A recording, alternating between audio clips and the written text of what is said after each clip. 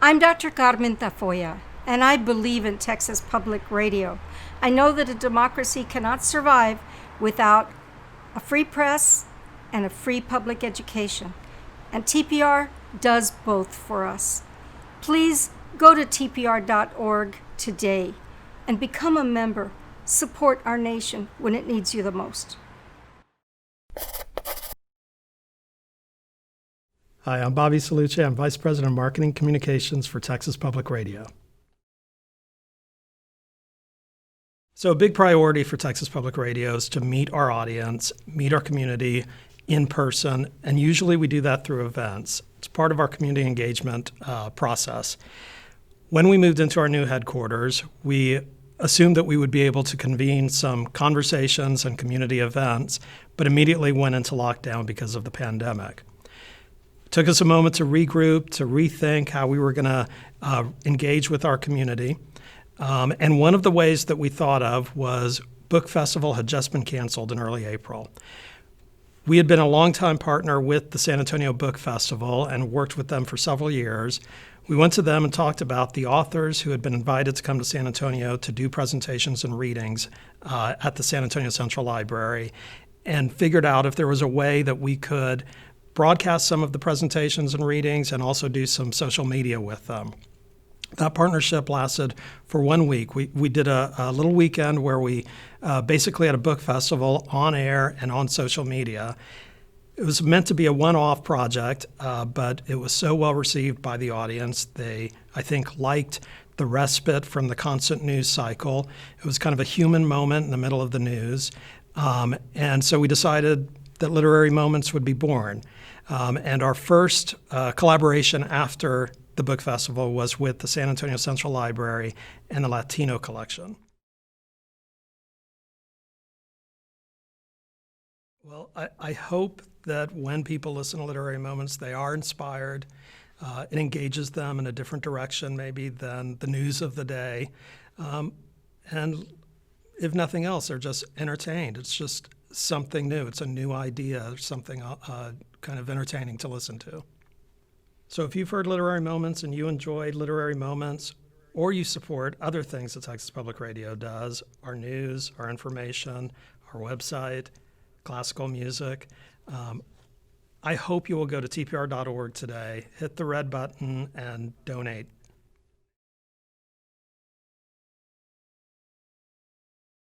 My name is Emma Hernandez. I'm the Program Manager for the Latino Collection and Resource Center at San Antonio Public Library. The Latino Collection and Resource Center at San Antonio Public Library was born in 1996 after a group of concerned community members approached the Library Board of Trustees asking for a collection that better reflected the community that we served. And so that collection was originally located on the 6th floor of Central Library, a hidden gem among a lot of books. And so in 2017, we relocated that collection to the 1st floor of Central Library. And though we're closed right now, you can still view our entire collection online. You can request those books for checkout and pick them up through no contact service.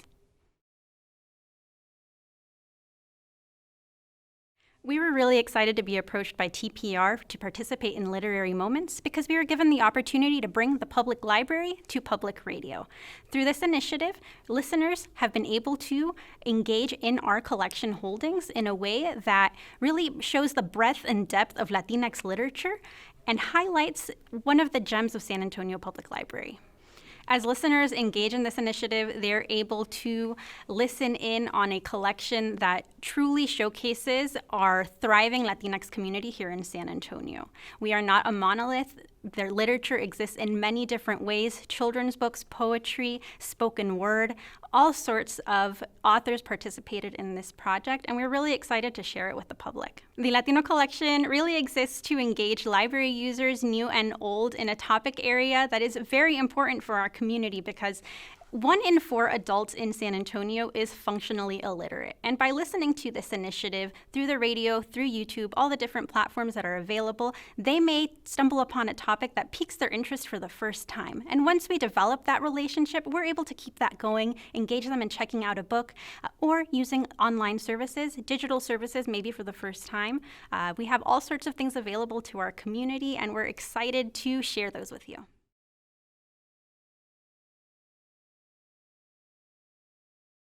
The authors that were selected to participate in this initiative are all folks who have presented a public program at the Latino Collection and Resource Center in the past. And so when you're listening to this and these recordings, you're able to get just a taste of what our space was like before our COVID-19 closure. And so I really hope that when we are able to open our doors again, you'll be able to join us if you like what you heard and continue on with our virtual programs. We have writers' workshops, author talks, virtual tours of museums throughout the country, all in an effort to really highlight Latino contributions and that Latinidad that is so important to our city. If you enjoyed Literary Moments and support the work of TPR, visit tpr.org and learn more.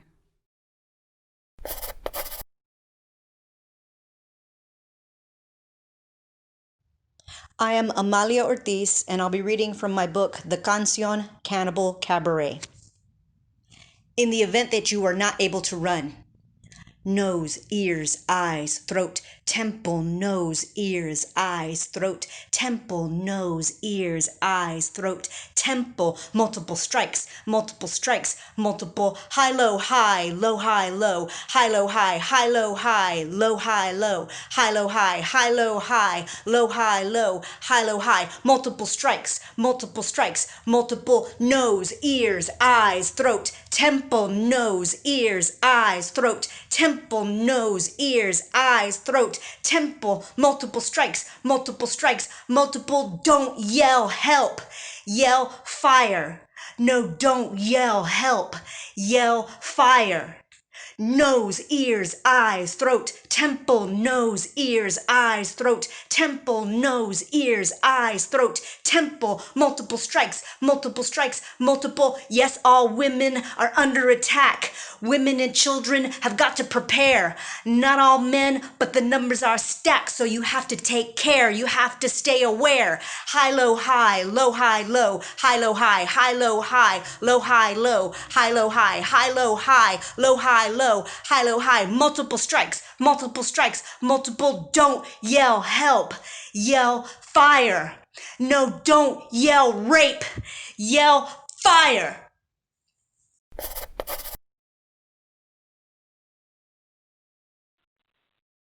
My name is Anthony the Poet from San Antonio, Texas, and this is a poem called Dear Anthony Bourdain.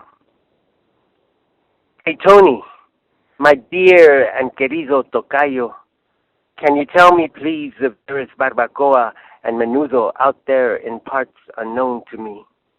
I don't know if you ever had them, but I can't imagine that you didn't. I used to fantasize about cruising with you all over the south side of San Anto, hole-in-the-wall restaurant after hole-in-the-wall restaurant, molino after molino after molino, until the revelation of real tacos and tortillas would make you bust out with your soulful singing promise to volver, volver, volver, 1,000 times again to the embrace of my city. In the rude morning light of Saturday or Sunday, even your most crude inner Buddha would be amazed with pure joy at our cure for the common gruda. I have a grandmother out there, wherever you are, who will gladly take you in and show you around, walk you by the hand through the untraveled barrios of all your unrivaled tomorrows. I have a million ancestors who will let you taste the most ancient and mysterious delicacies of all the known centuries. However long the layover, it doesn't matter what memories you haven't got. Just drop our two names into the boiling pot, brothing with recuerdos and forget-me-nots. No reservations required for you, my friend. Just tell them that your brother poet sent you.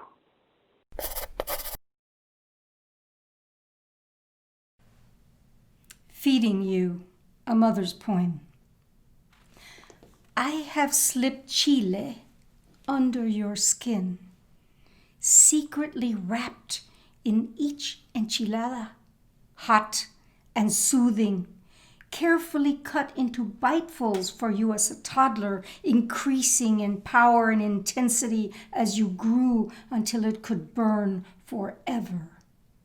Silently spiced into the rice, soaked into the bean caldo, smoothed into the avocado, I have slipped chile under your skin, drop by fiery drop, until it ignited the sun altar fire in your blood. I have squeezed cilantro into the breast milk, made sure you were nurtured with the taste of green life and cornstalks, with the wildness of thick leaves, of untamed monte, of unscheduled growth. I have ground the earth of these Americas in my molcajete until it became a fine and piquant spice, sprinkled it surely into each spoonful of food that would have to expand to fit your soul. Dear mijo, dear mija, dear corn, chile, cilantro, mijitos, this is your herencia. This is what is yours. This is what your mother fed you to keep you alive.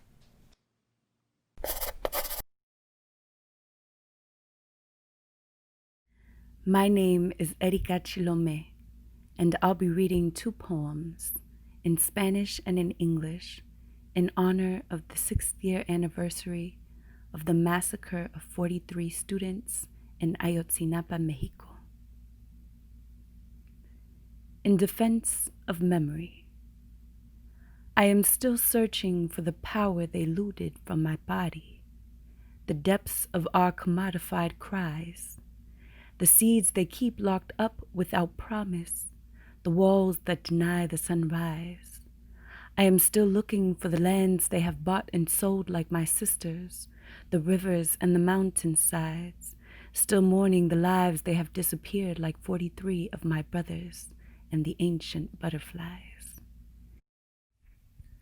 En defensa de la memoria.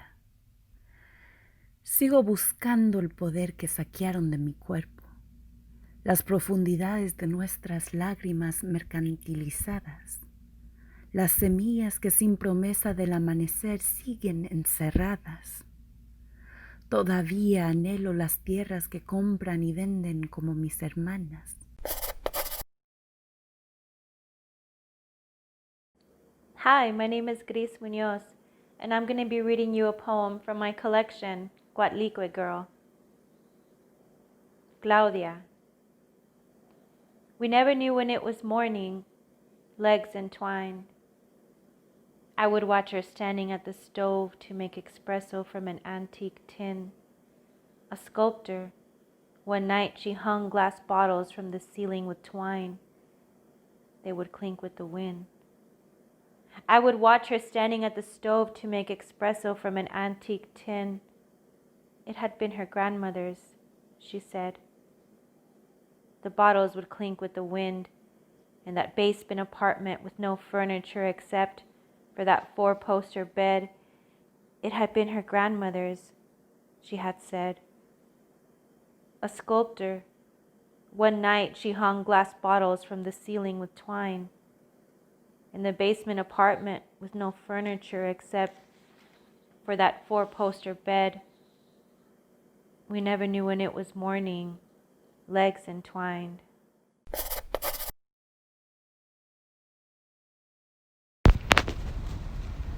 This poem is called You Take a Picture of Your Father. You take a picture of your father with your new cell phone, the last one you take of him, thin and frail, looking like a praying mantis, as he brings his hand to his mouth with a piece of bread. If he pretends to eat, it's to appease your hunger to see him eat, and not to appease the hollow he knows. It's over, and you know it, Hours all you have now, after wasting years in silence. You, in the same path as his to reach this moment, where you hold up your heads like dim lamps and face each other. All light now, as you search in his eyes for closure, anything that doesn't require words. A doorknob, perhaps, that opens the sky before you.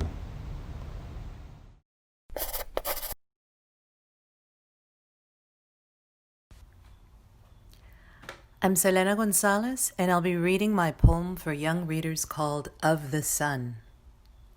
Child of the sun, you've been blessed since birth. Your skin is akin to our brown Mother Earth. She kisses your hands and guards every step. Even in dreams, you are carefully kept. For a promise was made to ancestors before you, who brought life to the land with the bounty they grew. Corn, aguacate, squash, and tomatoes, chocolate, vanilla, beans, and potatoes. The list goes on. These foods fed so many. All over the world there was suddenly plenty. Thousands came to these lands looking for a new life. For some it meant riches, for others much strife. But the land is the keeper of original story. She protects all the tribes who once shared her glory. Your people were here since the first rising sun. Your tie to la tierra cannot be undone. Mestiza, Hispanic, Latinx, Chicano, illegal, Indian, migrant, Mexicano. Whatever they call you is merely a name. Your bloodline, your story remains just the same. Flags will fly, maybe die, and leaders will change, but your bond to this land will always remain. From Yamana down south to Inuit in the north, the land's first people will keep pushing forth to survive and to thrive despite changing days, holding on to their customs while learning new ways. If you've planted your roots or traveled quite far, always remember deep down who you are. Indigenous, native, on this land you may roam. Wherever life takes you, that means you are home.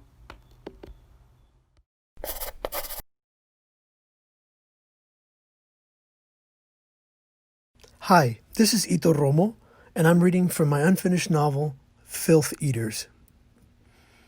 Half the city had been flooded for years. The rest of Manhattan, what hadn't flooded, had been secured with dikes and landfills and dams, with sea gates to hold the ocean out, with giant gel-filled rubber stoppers that kept the ocean water out of the subway lines that they had managed to save. Some buildings had been stabilized, then retrofitted so that they could exist in the salty, corrosive Atlantic that had come faster and higher and sooner than anyone had expected. But the stench! They could do nothing about that. Sewage flowed into the rivers on either side of the city from old pipes that had cracked deep underground when the waters came. At first, workers tunneled. But time after time, the tunnels filled with water before they could ever get to the breaks, so they had stopped trying. Those who could afford it lived their lives up in the sky, in a vapor-filled world that shielded them from the squalor. When they did come down into the city, they were sealed in their water limousines, behind tinted bulletproof glass, and lowered from their boat garages in the sky softly onto the canals. Sometimes, right place, right time, sunlight somehow breaking through the darkness that had never left the air after the great pestilence, you'd get a glimpse of their white hands, bejeweled and holding perfumed Japanese silk over their noses.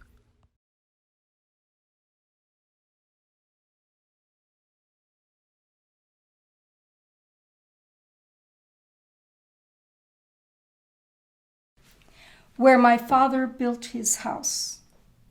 Where my father built his house, the dirt, color canela, seeps like cinnamon bark, a healing tea to warm the body gently into life.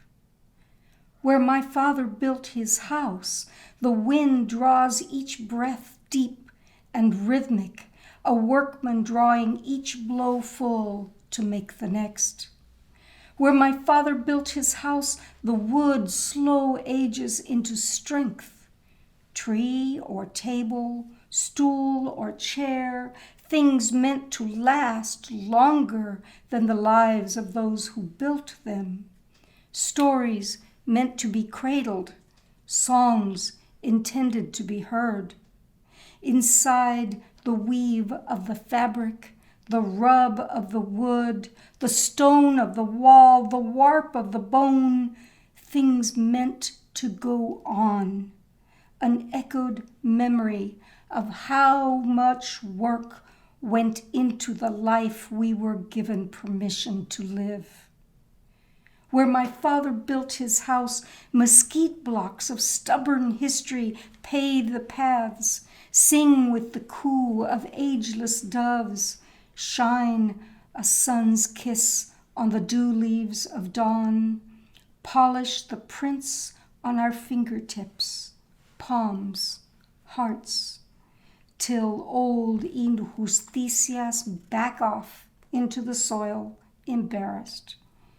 Ancient pathways erode, transform, remake, re-guide, inspire, while testigos of hope, sweat, and desperate milagros tip their respectful hats and whisper, like stubborn, undying ghosts, their promise to carry on, to carry on, to carry on.